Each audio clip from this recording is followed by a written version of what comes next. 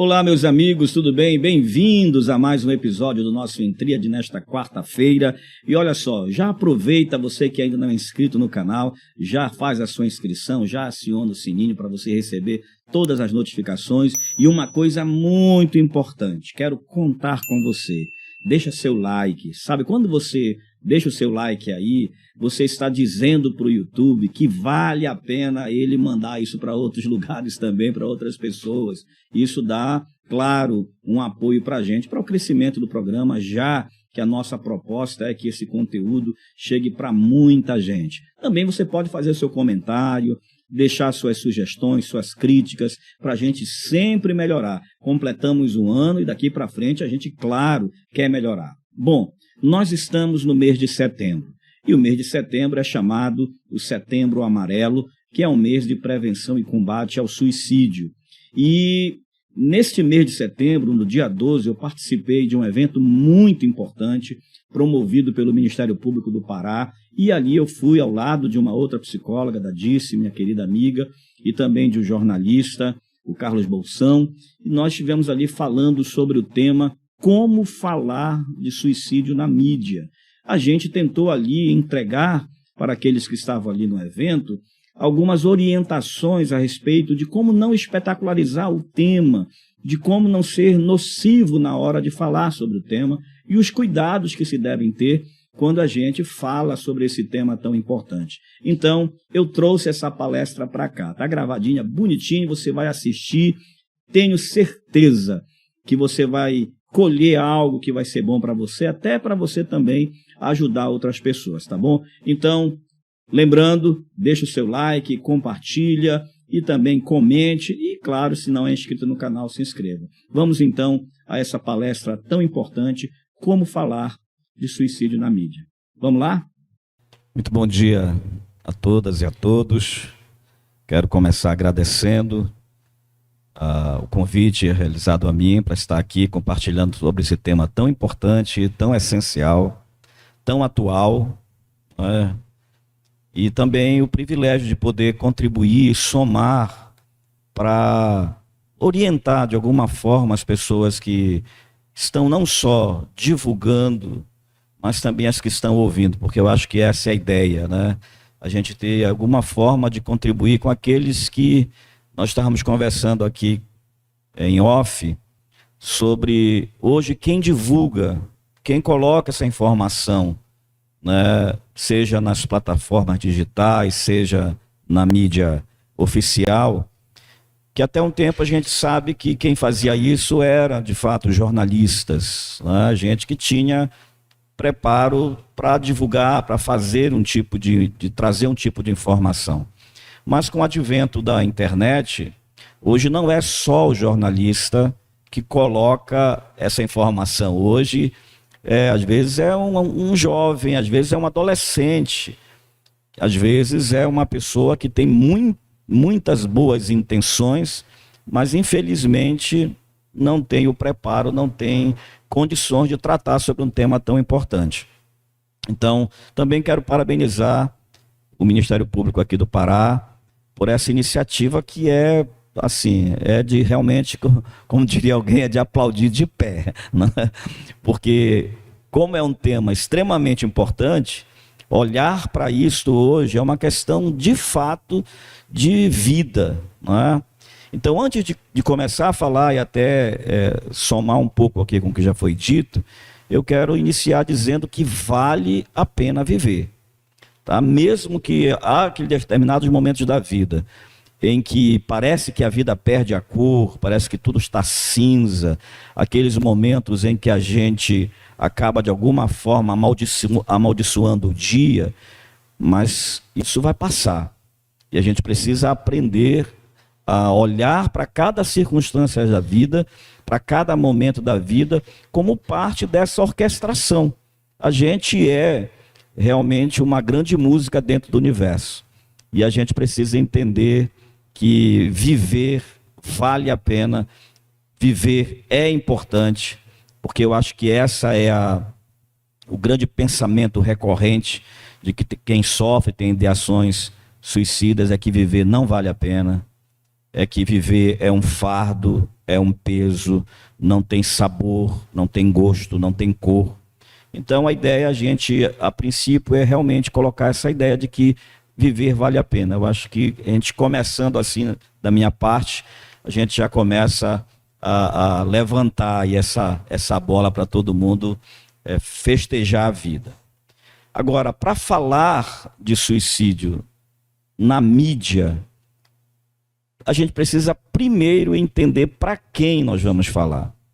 Porque eu acho que essa é a grande questão, viu, Dirce? Para quem eu estou falando?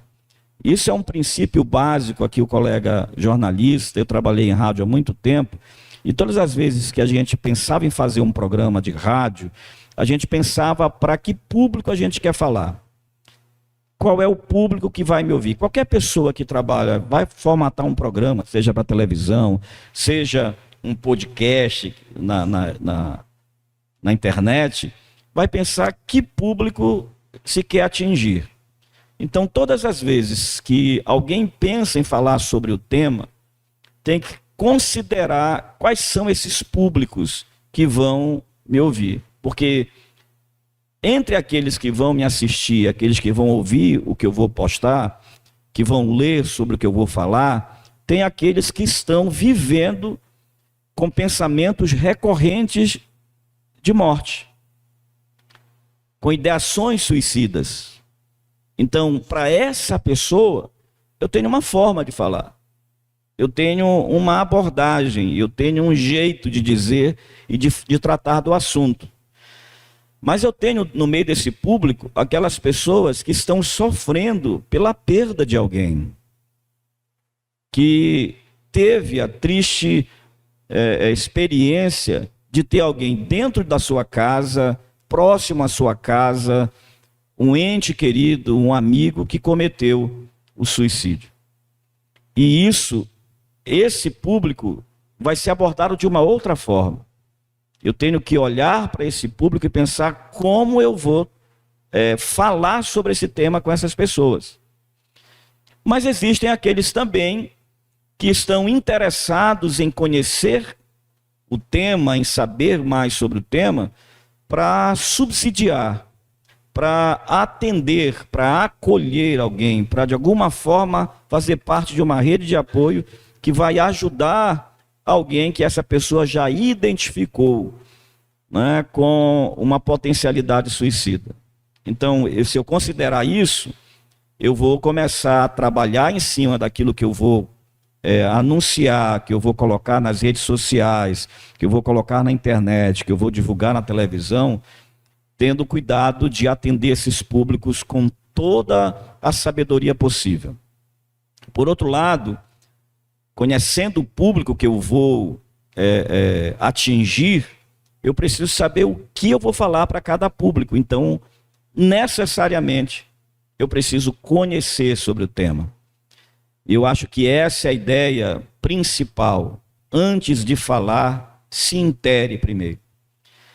E a gente precisa entender também que não só o público que vai ouvir é diverso e tem essas características específicas cada público, como também a gente tem que entender que aquele que divulga também tem as suas intencionalidades, tem a sua proposta e o porquê de estar divulgando.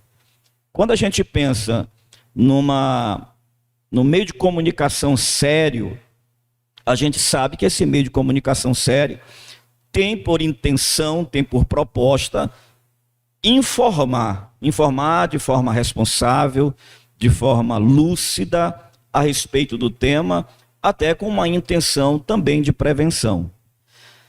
Na internet, agora com o advento da internet, nós vamos ter aqueles que também têm essa boa intenção na hora de divulgar, na hora de falar sobre o tema, querem de alguma forma fazer parte desta rede de apoio, mas tem aqueles também que vão espetacularizar a coisa para ganhar seguidores, para ganhar likes, e eles não têm, aliás, até têm, mas talvez não importa, falta-lhes a empatia, porque quando fazem isso, não estão interessados, não estão se colocando, como falou a Dirce, de modo empático diante do público que vai ouvir.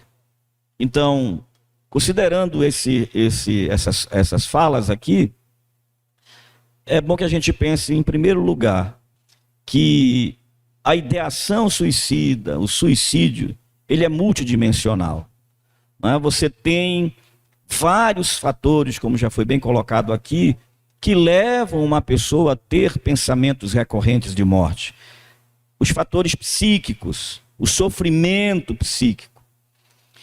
E é muito importante que a gente pense nisso, porque quando a gente pensa que aquela pessoa que está sinalizando, está falando aquelas frases que a gente sempre coloca como sinais de alerta, eu estou cansado de viver, eu queria dormir e não acordar mais, eu queria ter um remédio que me fizesse dormir e nunca mais acordar, um dia vocês vão sentir falta de mim, um dia eu vou sumir. São frases que são sinalizadoras de alguém que de alguma forma tem uma potencialidade suicida.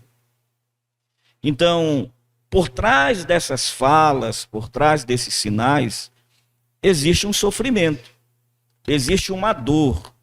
Às vezes, uma dor que não tem nome, que nós chamamos de dor inominável.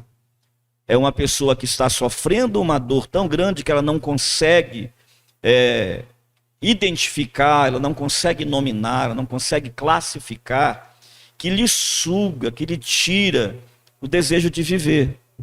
E aí começa a perceber que a vida não tem sentido, não tem razão de ser.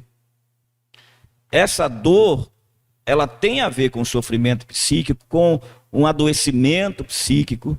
A gente sabe que uma das principais causas, quase que 90% ou até mais de 90%, tem a ver com as doenças mentais, com as doenças psicológicas, como queiram entender, com o sofrimento psíquico. Então, entendendo esse fator, a gente sabe para onde encaminhar essa pessoa.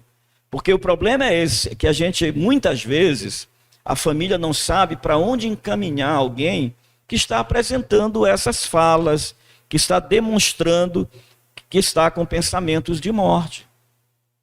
E aí, como não sabe qual é a origem disso, não sabe para onde encaminhar, para onde orientar. Então, se eu identifico que ali, por trás dessas falas, desses enunciados, é uma pessoa que está apresentando tristeza constante, muito tempo triste, falta de concentração, uma alteração no ciclo do sono, a perda de interesses por aquilo que antes a pessoa tinha muito interesse, logicamente a gente está começando a observar um quadro depressivo. Então, ninguém é obrigado dentro de casa a ter o manual para saber que aquilo mas pelo menos hoje, graças a Deus, nós temos informações. Então, se tem um mínimo de identificação, vamos procurar ajuda profissional. Porém, existem os fatores culturais. Dentro daquela família, o que é que se fala sobre isso? O que já se conversou sobre isso? Como é que lidam com essa ideia? Já houve dentro da família, seja dos parentes mais próximos, mais recentes, até os mais distantes, já houve caso na família, aquela família tem ali casos que já aconteceram, isso ficou camuflado, escondido, ninguém fala sobre o assunto. Então, culturalmente já se criou e até inconscientemente um senso de autoproteção. Então não se fala do assunto para que não haja, para que não provoque mais. Então, culturalmente, aquela família pode estar ali vivendo, mas por essa construção cultural, ela não toca no assunto, não fala. As pessoas sabem, mas não sabem como lidar com aquilo. Tem as questões econômicas, a gente sabe, né? E isso é muito importante, porque às vezes corre-se o risco de se colocar como causa uma só coisa. Olhar para um só ponto. E se a gente consegue distinguir todas essas questões, que são nexos causais, muitas vezes, do cometimento do suicídio, as questões econômicas, as questões sociais, as questões situacionais. como no caso, perda de emprego, a perda de um ente querido, um desastre na família. Graças a Deus, a gente estava conversando aqui em off, que foi sinalizado que a expectativa do aumento de casos de suicídio depois da pandemia, que era uma expectativa bem alta, não se concretizou. E às vezes, por falta de informação, as pessoas jogam números estatísticos assim, do nada, dizendo aumentou o número de suicídios durante a pandemia. Não aumentou. Na verdade, o aumento que ocorreu não foi o esperado, foi a curva abaixo do que se esperava que poderia acontecer. Então, mas questões situacionais podem ser fatores de risco para o suicídio. Alguém que trabalhou muitos anos numa empresa e perde o emprego e se vê agora totalmente desamparado, sem possibilidades de se recolocar no mercado de trabalho, essa situação pode gerar a ideação. E os fatores biológicos, é claro que a gente vai ver alterações hormonais, uma série de coisas acontecendo no organismo humano.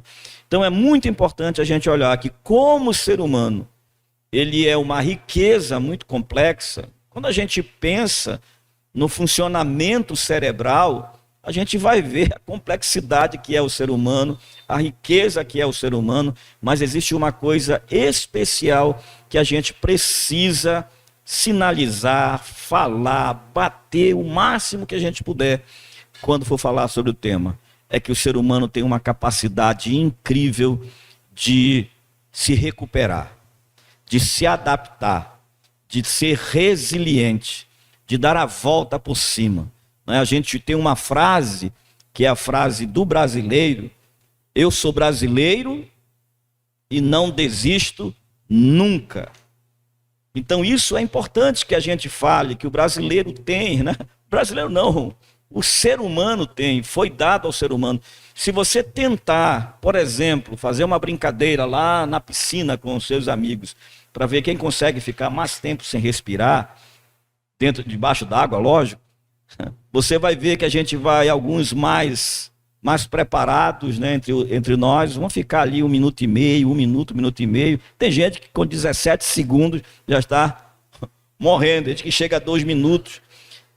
Mas uma pessoa numa situação de afogamento, ela não morre com 1 minuto, com 2 minutos, com 3 minutos. Ela consegue ter uma reserva que ela nem mesmo sabia, né, por causa desse senso de preservação que existe em nós, no ser humano. Então, se uma pessoa que tem ideações suicidas perdeu esse senso de preservação, o que nós precisamos trabalhar naquilo que a gente comunica, naquilo que a gente ensina, naquilo que a gente fala, é essa busca por esse senso de viver, por esse desejo de viver, porque esse desejo foi embotado, esse desejo foi suprimido como sintoma, muitas vezes, de uma depressão, como sintomas de um transtorno de humor bipolar, como transtorno de uma como causa e razão de uma psicose, enfim. Então, trabalhar em cima desses fatores, considerar que é possível, porque aqui está, eu acho que é mais uma coisa disso que você falou, que é tão importante. Se divulga casos de suicídios e os casos de resiliência, de pessoas que em algum momento passou por essas ideias, que teve esse sentimento, mas que se recuperaram. A Dice falou aqui, eu não perdi nenhum. Já vimos tantos casos de pessoas que estavam com essas ideias como se valia a pena ou não viver. E depois de um processo, depois de um tempo de acompanhamento, de escuta, de trabalho, de apoio do psicólogo, do psiquiatra, da família, dos amigos, da fé, da sua crença, da sua religião, essa pessoa conseguiu colocar, né, o nariz para fora, respirou e conseguiu viver. São muitos casos de pessoas que conseguiram sair desse afogamento, onde a pessoa não tem mais prazer de viver. Então, para falar de suicídio também é necessário que a gente conheça quais os sentimentos, quando se fala sobre o tema, nos afetam. Então, antes de eu falar para o outro, eu preciso saber o que isso me toca, como isso me mobiliza. Imagine, por exemplo, se você vai tratar disso, seja nas redes sociais, mas isso você ainda não tem a dimensão exata de qual o significado disso para você mesmo. Então, qualquer coisa que eu falo, eu preciso entender quais sentimentos me envolvem, o que é que me toca quando eu falo disso, porque aí eu vou poder conseguir ser empático. Se esse sentimento, se esse conhecimento que eu tenho, ele é no mínimo suficiente para eu falar disso, beleza. Mas e os sentimentos? Eu preciso de conhecimento, mas eu preciso de sentimentos. Porque senão eu viro apenas um divulgador de qualquer coisa. E aí está linkar o meu conhecimento com os meus afetos. Eu sei que muitas vezes, tanto na medicina como no próprio jornalismo, na advocacia, há um processo de dessensibilização para que você não seja vítima emocional daquele seu fazer profissional. Um médico, ele convive frequentemente com situações de adoecimento, de sofrimento, muitas vezes de morte. E se ele não tiver um mínimo de estrutura emocional para lidar com aquilo, ele adoece antes do tempo, né? Se é que há tempo para se adoecer. Né? Um advogado, quando ele vai lidar, vai tratar sobre temas que muitas vezes a lei ela está cumprindo o seu papel, mas do outro lado, quem está sendo afetado por aquilo tem as suas razões de sobrevivência muitas vezes, esse advogado, esse ator jurídico, ele pode olhar e dizer, e agora, o que é que eu faço aqui? Porque aqui tem conhecimento e eu preciso me desensibilizar, tirar os meus afetos. A mesma coisa, qualquer pessoa, o jornalista que dá uma notícia. Eu não posso simplesmente pegar a minha pauta e jogar a bomba e dizer que se exploda todo mundo. Eu preciso considerar quais são os afetos, quais são os sentimentos que me mobilizam, e isso pode ser um belo e maravilhoso sinal de empatia na hora de comunicar. Então, a forma como eu encaro o assunto, a forma como eu lido com o assunto, a forma como o assunto me mobiliza, a forma como o assunto me toca, vai me dar qualidade na hora de eu falar sobre ele. Se esse assunto não me toca, se esse assunto não faz nada em mim, a hora que eu vou falar sobre ele, na maioria das vezes, eu vou falar com irresponsabilidade e sem considerar quem vai me ouvir. A outra questão é a complexidade do tema. Porque não é fácil. Se nós pensarmos, por exemplo, quando... Eu só queria que a disse, se eu estiver ultrapassando o horário, já pode puxar aqui, tá? Porque senão eu vou... Né? Não, ainda tem. Porque senão eu vou embora, eu vou falar aqui. Não, ainda tem um tempinho. Tá, ainda tem mais 2 horas ainda, então, gente. Porque,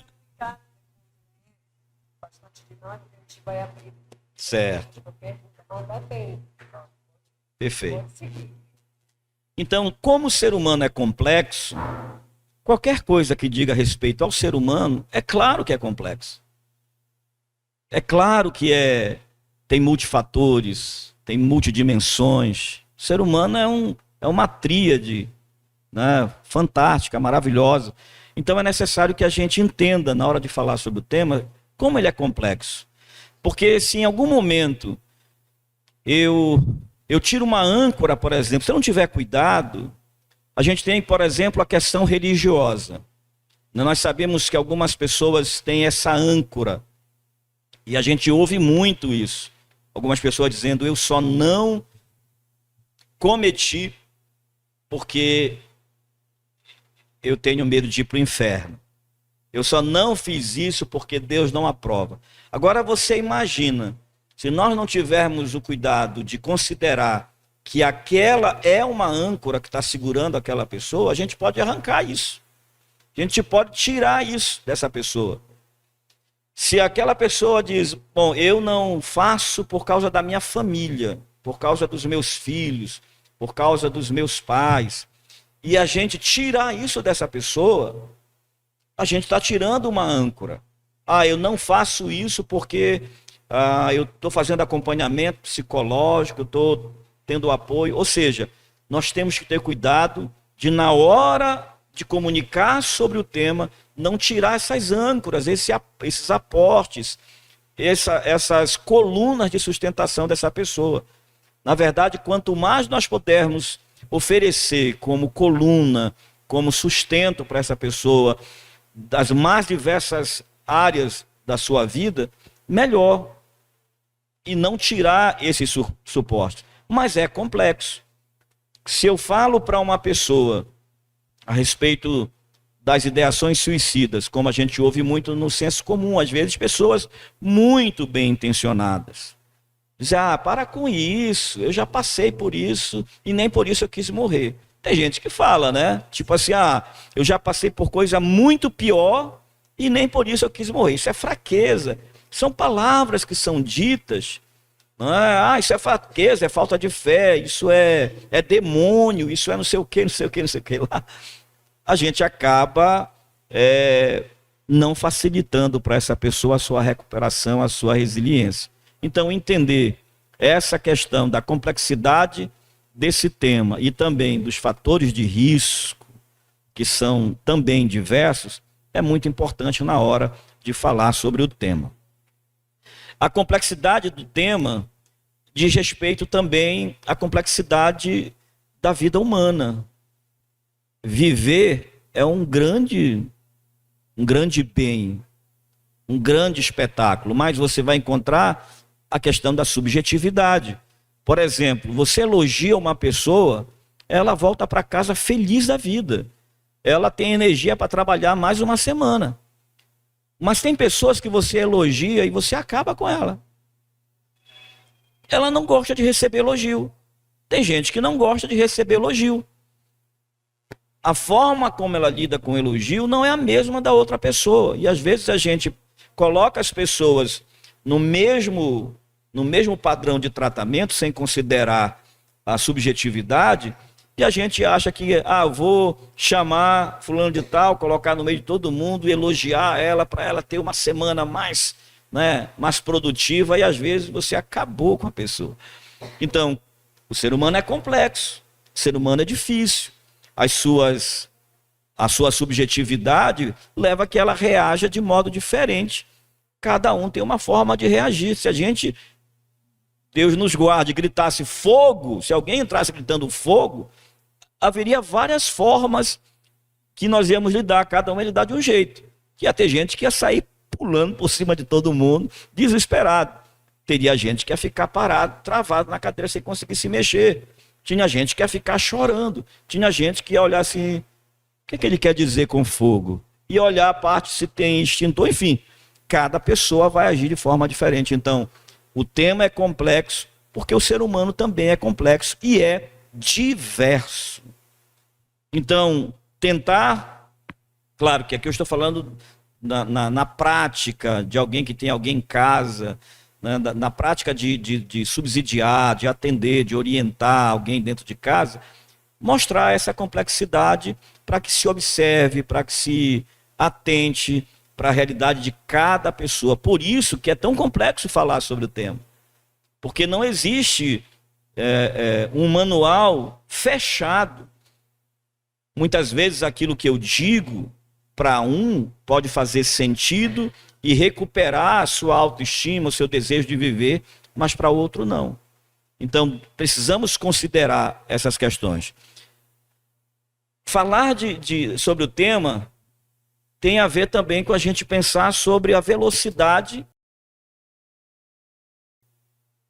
Hoje em dia, nós temos que entender que quando você propaga, quando você coloca às vezes até lá no grupo da família, gravou uma cena, né, que é sempre muito cruel, é muito difícil, gravou, mandou para o grupo da família, para o grupo dos colegas, vai ter alguém que nem vai assistir, mas vai postar.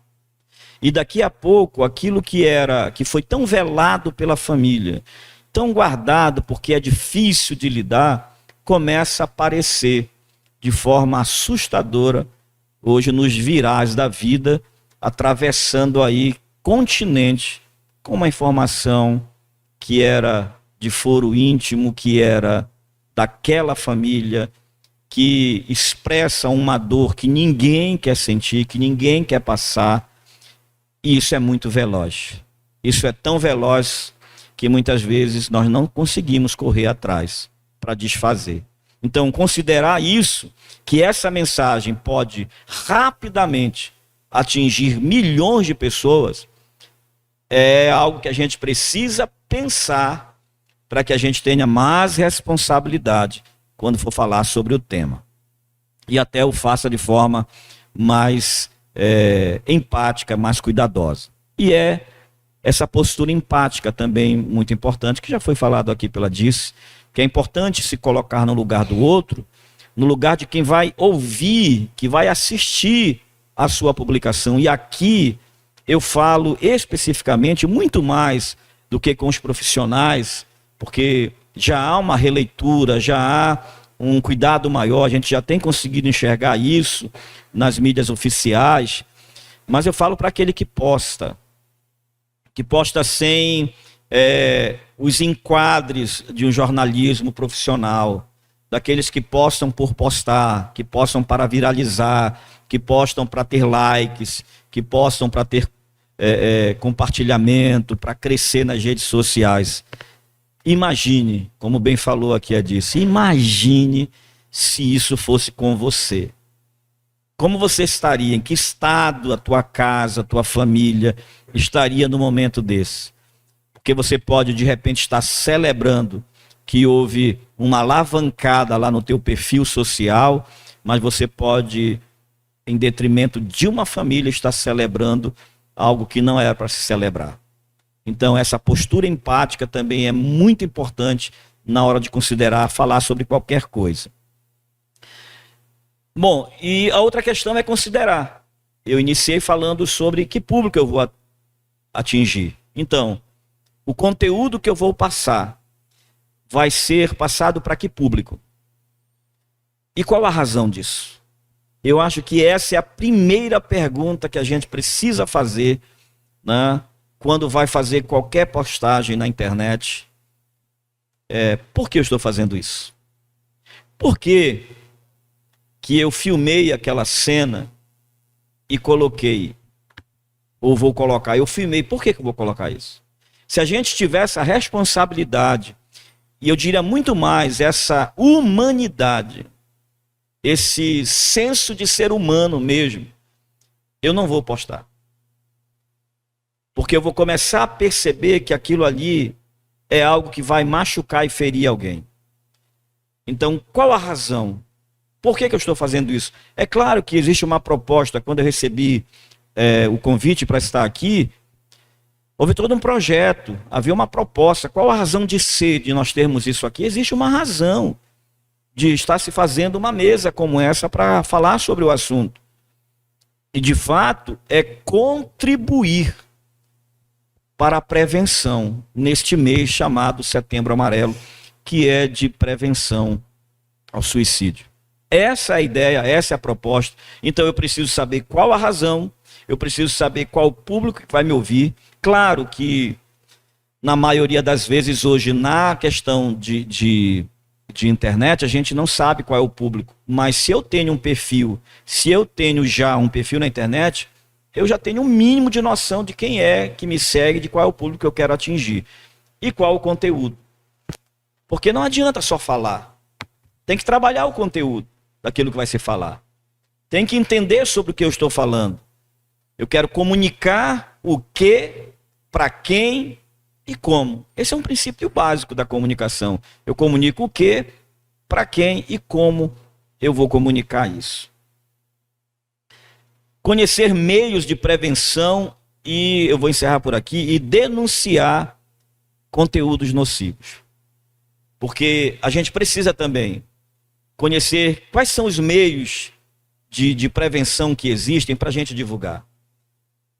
Já foi falado aqui sobre aonde encaminhar uma pessoa.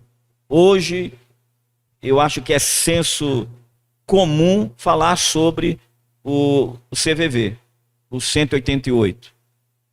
Isso aí é comum, que todo mundo que pense num assunto fale sobre esse número, decore esse número, pense nesse número, o 188, 188. Então, conhecer meios de prevenção e contribuir para isso deve ser uma meta. E, logicamente, denuncie. Se você vir na internet um post que você realmente está observando, está vendo que ele é nocivo, que ele está romantizando ou espetacularizando o suicídio, denuncie. Vá atrás de denunciar. Porque não só falar sobre o tema, mas tentar fazer uma higienização, né, do que é colocado na internet, também é nossa missão. Muito obrigado. Bom, eu espero que tenha sido muito útil para você essa palestra. Na verdade, foi um painel muito bom. Eu trouxe um recorte daquilo que eu apresentei ali no dia 12 de setembro. E setembro também, apesar de ser o mês que é dedicado e é chamado de Setembro Amarelo, mas é também o mês que nós aqui do Indred completamos um ano. Já são mais de 60 episódios que já foram para o ar. E olha só, na próxima quarta-feira, já vou deixar aqui uma chamada especial para você. Na próxima quarta-feira, nós teremos o Dr. Anderson. É um professor em matéria de advocacia, e inclusive o tema que a gente vai conversar sobre mediação, ou também chamada de advocacia consensual. Olha só, o programa está especial da próxima quarta-feira e é, inclusive, o nosso primeiro convidado deste segundo ano, porque já estamos começando o segundo ano do nosso Intríade. Então, aproveita, já avisa muita gente que o próximo programa, na próxima quarta-feira, às 11 horas da manhã, nós teremos mais um episódio fabuloso, maravilhoso do nosso Intríade, tá certo? Deixa aí o seu like, lembre-se sempre, cada vez que você deixa o seu like aí, você está ajudando a gente a dizer para o YouTube que vale a pena ter esse programa aqui rodando o mundo inteiro, tá certo? Então, fica na paz e até o próximo, se Deus quiser.